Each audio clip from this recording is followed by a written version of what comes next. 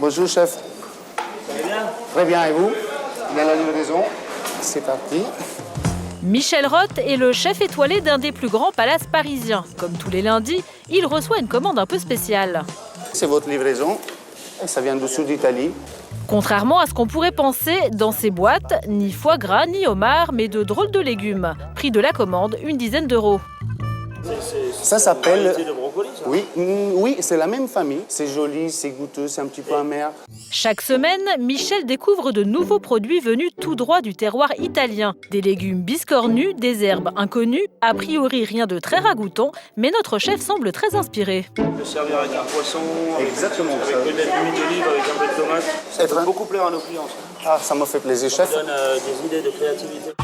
Pourtant, ces légumes sont loin d'être des produits nobles, c'est même tout le contraire. Des aliments ordinaires et bon marché réservés à l'origine aux couches populaires. Étonnant donc de les retrouver dans les cuisines d'un palace, mais le challenge est justement de les sublimer. Cette tendance a un nom, la cucina povera, littéralement la cuisine pauvre. Très en vogue aux États-Unis, elle débarque en France. Vediamo che ci ha portato di buono oggi. Grâce à cet homme, Nicolas Caldone, cet épicier-restaurateur italien maîtrise le concept à la perfection. Par exemple, à la place de la viande, on utilisait des haricots pour avoir les mêmes protéines.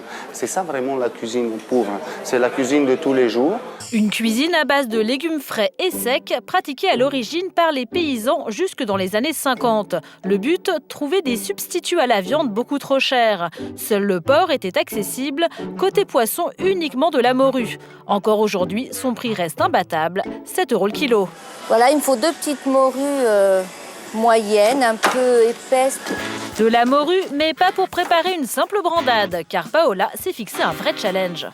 Donc je me suis lancé un défi de faire un repas di cucina povera pour ce soir, comme faisait ma maman qui est âgée de 102 ans. Paola est arrivée d'Italie à l'âge de 5 ans. Pour elle, la cucina povera se résume donc à quelques souvenirs d'enfance. Faut pas que j'oublie, parce qu'il n'y a pas beaucoup d'ingrédients, mais quand même.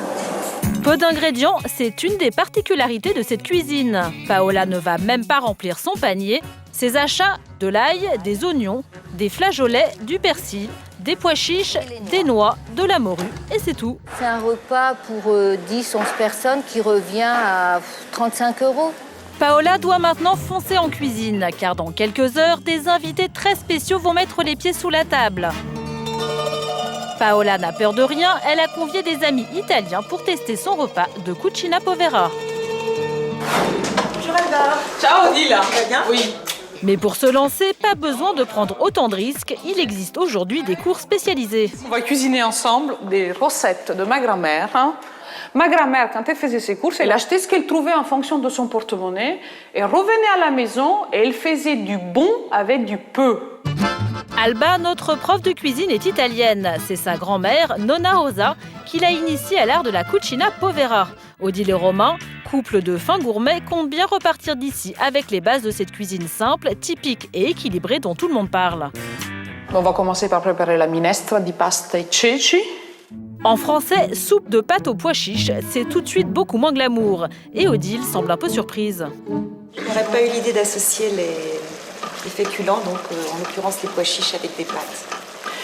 Tu sais, Odile, pourquoi ma grand-mère elle faisait ça et pourquoi à Naples on fait ça? C'est les protéines du pauvre quand même, les légumes secs.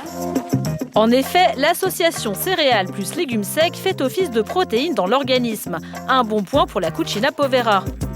Place maintenant à la recette. Première étape, préparer un bouillon de légumes ou de poulet avec ce que vous avez dans le frigo. Ensuite, faire revenir les oignons à l'huile d'olive, verser les pâtes crues dans la poêle et les arroser peu à peu de bouillon jusqu'à ce qu'elles soient cuites. Comme si on faisait un risotto. Pour finir, ajoutez les pois chiches. Résultat, un plat équilibré pour 1 € par personne. Il ne reste plus qu'à goûter. Tout simplement délicieux. Succulent. Ah, à refaire? Demain. Une vraie réussite donc. Prix du cours, 30 € par personne. De son côté, Paola est en pleine préparation de son dîner spécial cucina povera. Objectif, épater ses amis italiens.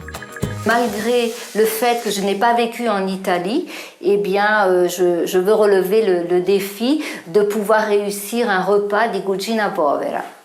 Au menu, morue à l'ail et au persil, servi avec la star de la cucina povera, les pois chiches. En dessert, un gâteau de châtaigne. Pour le plat, Paola a dessalé la morue à l'eau claire.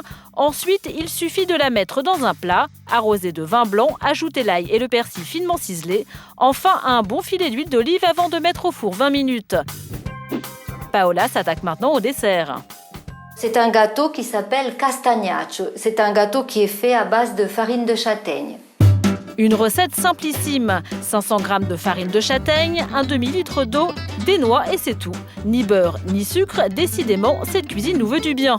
Mais avant de mettre au four, Paola ajoute un ingrédient inattendu. Ça paraît étonnant pour un gâteau, mais en fait, le romarin, c'est très important. Parce que ça lui donne un goût particulier, justement. Laissez cuire 30 minutes et il ne manque plus que les invités. Paola, l'heure de vérité a sonné.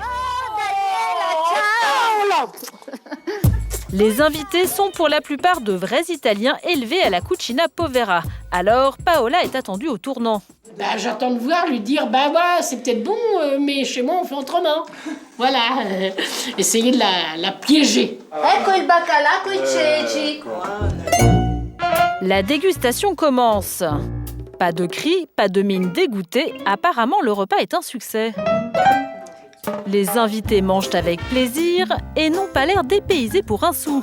C'est vrai que je trouve pas de différence entre ce que j'ai mangé là-bas et ici. C'est très goûteux, c'est très bon. Il me semble d'être comme dans un rêve et d'être là, en Toscana. Et tout ça pour 35 €. Paola a vraiment fait très fort.